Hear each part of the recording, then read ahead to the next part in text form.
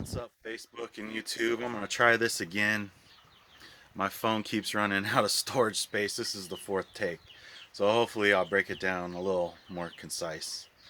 Alright, my top three things you need for shit hit the fan. All fairly obvious. And then I got the fourth, the X factor. Some people are forgetting. Um, you can't neglect this item. You need it for success. Plus, excellent barter item. Um, so let's break this down. Number one, you need some land. Whether you own it, you rent to own it, or it's friends and family, you need some land. Take advantage of that. Think about this. Not only could you store motorcycles, RVs, boats, scrap, you know, bug out vehicle projects. Hell, I don't know, a swimming pool. Uh, what I like to do, of course, we moved out here to some rural land. We've got our fixer upper, and we're gonna develop this land. It's an acre on a slope, so it's a challenge, but it's gonna be amazing when it's all ready. It's gonna meet all my farm and garden needs. So, and also, not only is it gonna support the family, but my wife and I are both horticulturalists, and this is our dream. This is going to keep me entertained forever, for the rest of my life. So, you know, there's a lot of underlying, I call them side busters, but there's other ways that these things are going to help enrich your life. So, for me to have all this space to grow all my trees, to harvest berries, fruit trees, harvest wood, mushroom cultivation, chickens. I can do anything I want. I have as much freedom as any American in this country. And it's not because it was given to me, it's because I used to sit and dwell on this. For fucking 10 years I've thought about this. And I never thought it was going to happen. Um, I'm 10 years older, but I'm still young enough to handle business and do everything I want. I got another 20 years of being able to do manual work. So just take baby steps and work towards it. And sacrifice. Go without. Doesn't mean your family goes without, but you can go without. You can skip a meal. You can skip 3 meals. Just build it up and get it. Okay, so land, most important prep item. Number two, chickens or livestock in general. These birds need food and water. But I have 11 baby Kelso chicks in here. Uh, that's a game bird, a fighting cock type breed. So what I plan on doing is I'm going to use these Kelsos to hunt pests in my yard or garden. Excuse me, too much coffee. They're vicious hunters. Not only that, they can escape predators.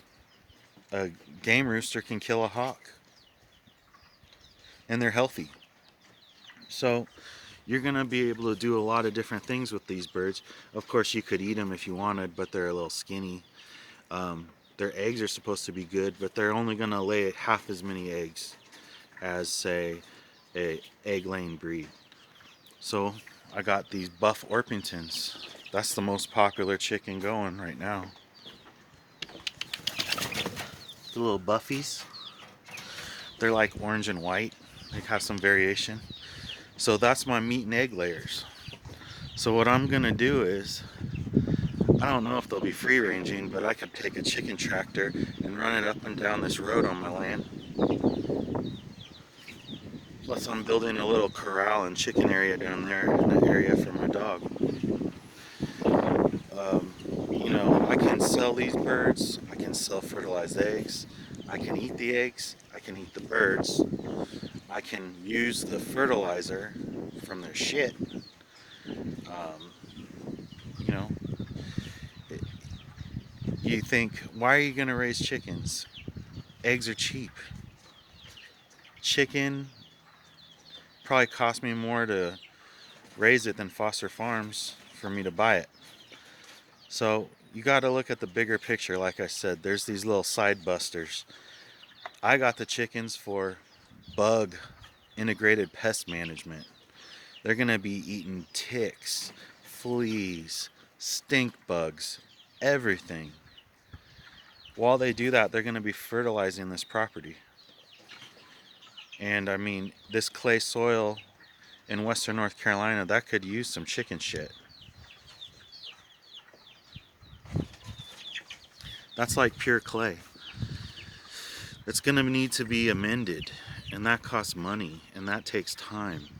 So, I can take fallen leaves, chicken poop, old wood, compost materials, and start building this soil. That's key. If you're going to grow anything, we got to start building soil day one. Plus, like I said, I enjoy the chickens. It enriches my life. It's like therapy. Um, they aren't quite like having a regular pet. You can't get that emotionally attached, but they all have personality. When you buy that Foster Farms chicken, you don't sit and think about, hey, this was a life. It had thoughts, although not complex. But those farm birds are not necessarily the same as a yard bird. But when you raise it on your own, you come to appreciate, all right, this is a process. It takes time. These little chicks are cute. They need to be nurtured. I select the best for my breeding projects.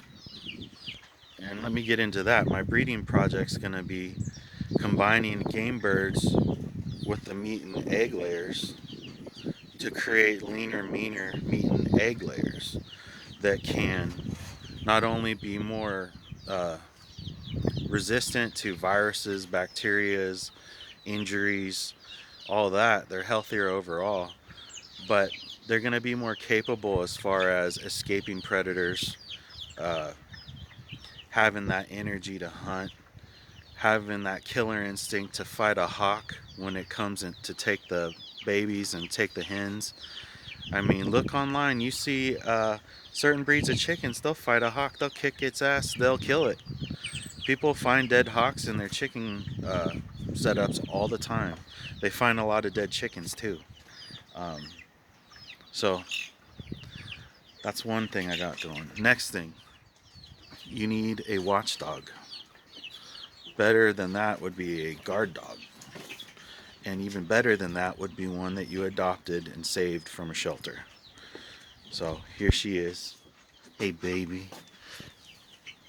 That's little Miss Georgia. She's about a year old. We just adopted her from the Asheville Humane Society. I've had her for about 3 weeks now, and she loves us so much. This is the best dog I've ever had. She was house trained. She's only had one accident in the last 3 weeks, and I'm sure it was my fault. She's so smart. She learns every single day. She's intense. At the same time, she listens to me. I mean, we have these chickens, we have a cat, and her instinct is to get it. But she looks to me for guidance already, and I tell her no, and she listens. And it's going to be a constant battle here in the beginning to train her and keep those birds safe and keep our cat safe, because she means a lot to us. But it's worth it because, I mean, that little pup is buff. She doesn't bark much, but when she does, it's when she's keying in on something. And she's already got a growl and a bark that would, that'll make your asshole pucker if you walk up to this house. I'll send a little electric bolt right up your ass. So, look at her. She's badass. So go save a dog's life. Get a shelter dog. A Chihuahua can even watch your house and bark in the middle of the night if it hears something weird. A dog like this, people see it and they're like, I'd rather not mess with that. When I go on a walk, people cross the freaking street to go on the other sidewalk, and she's just a puppy. She's like 50 pounds, but she's solid muscle, and um, that dog would die for me already. They are loyal. Pit Bull is a great breed. You're going to be able to pick one up at a shelter easy. You'll have 10 to choose from. And it's really sad and unfortunate. But I knew if I went in to the shelter, I was coming out with a dog of some kind because I can't leave him behind. Especially when I knew we were going to get a dog anyway. I was thinking German Shepherd, but German Shepherd, they say they bond with one person. And if you're going to have a formidable working dog or guard dog, I want one that listens to my wife just as much as she'll listen to me, and she'll respect us both and know that she serves us, and she's number 4 on the totem pole under the cat. And so give them a chance. Um, Find a breed that suits your lifestyle. Scout the shelter. Don't go in there until you're ready to adopt, because you're gonna take a dog no matter what. And say the Asheville Humane Society is a class act, beautiful shelter in Asheville, North Carolina.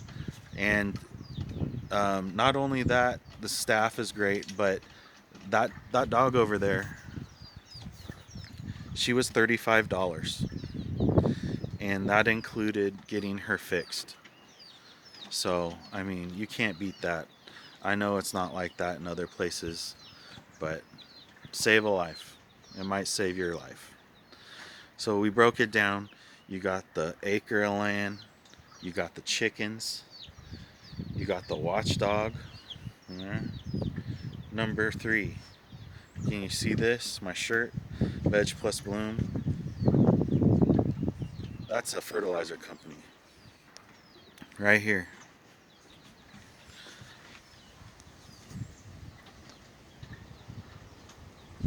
Fox Farm Fertilizer. That's the Fox Farm Trio. Those are liquid fertilizers. This is the most overlooked prep item. How are you gonna maintain that land? How are you gonna grow those peaches? How are you gonna grow those apples, pears, whatever? How are you gonna grow those annual veggies if you don't amend and then fertilize? So we're gonna build the soil, but we're also gonna add nutrients. Liquid nutrients like this, the Grow Big, that's easily absorbed and quickly absorbed. So I don't recommend using it before rain, because that could actually maybe push that fertilizer out of the root system. So that won't do you as good. But after a rain, coming in, hitting with some liquid fertilizer, boom. Grow Big is a vegetative growth formula. That means it's going to encourage more structure building up the plant, making a bigger plant. So like early in the season on tomatoes, while you're looking at vegetative growth, and then when you go into the flowering period, you'll switch it up to something like the Tiger Bloom, Buds and Blooms. See the NPK 284, 2 parts nitrogen, 8 parts phosphorus, 4 parts potassium. NPK, nitrogen, phosphorus, potassium. Phosphorus builds your buds and blooms. Excuse me. So Fox Farm sells that trio. It all comes together. And then there's another product called Big Bloom. Big Bloom is the original Fox Farms, let's call it a fertilizer, but it's more of an additive. Let's see that. Big Bloom has a low NPK, but NPK, that's only 3 elements. So that's not necessarily the most important part of fertilizer. You have macronutrients and you have micronutrients. We'll go into that later on. But you could say pick up a giant bag of fertilizer that has NPK 10 10 10 of some harsh chemical fertilizer from, Tractor Supply or Lowe's. And this old boy's thinking, hell, I got everything I need right here. 10 10 10 balanced. Well, it's only got 10 10 10 of that shit of NPK. What about calcium? What about iron? What about magnesium? Boron? Nickel? Chlorine? You even need a little chlorine. Most people wouldn't know that. Chlorine is part of the micronutrient class, just a little bit. So there's naturally chlorine in a lot of things. But this old boy's hitting his field with 10 10 10 NPK, and his productivity is not the same as it used to be. Well, it's because those nutrients are stripped out of that soil. Not only that, that fertilizer is going to build in that soil over time. When you see that crust on top of your soil, that nutrient, hard water nutrient layer, that builds up. Those are salts. You do that enough with not enough water flushing it out, and there's some other things you can flush out with, and these are not organic ingredients. These are like harsh chemical products. That land is going to fail you eventually.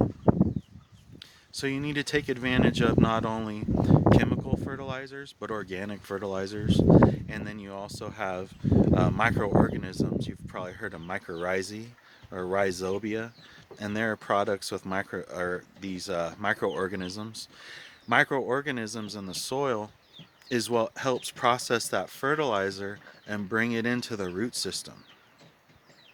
Without it, it doesn't quite work. You can dump as much 10 10 10 on there as you want. It'll only take so much in, and the rest will be left in the soil, basically salting your land. So you need a combination of organic fertilizer.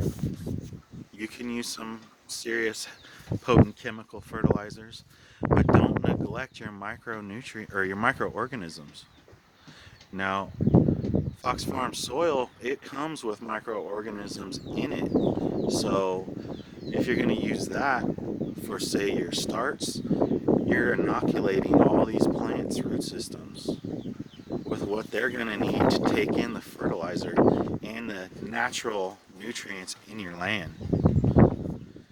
So, we'll break this down more over time, but fertilizer is the number one most overlooked thing as far as this, too. It's expensive. What do you think is going to happen when inflation hits? What do you think happens when there's a food shortage or food becomes extremely expensive? How much are the farmers paying for their fertilizer? How much raw ingredients are we going to be able to get from a place like China to help create these fertilizers that we depend on? Well, if you know how to use these things, take advantage of it, you'll have a bounty. And like I said, I love Fox Farm Fertilizer. They have many to choose from. They have too many to choose from. But I'll definitely break down some videos, help guide you as far as what products do you really need to live off your land. Like, it's one thing to say we need some phosphorus, but it'd be nice to have a product recommendation like that Tiger Bloom. Tiger Bloom's my favorite fertilizer.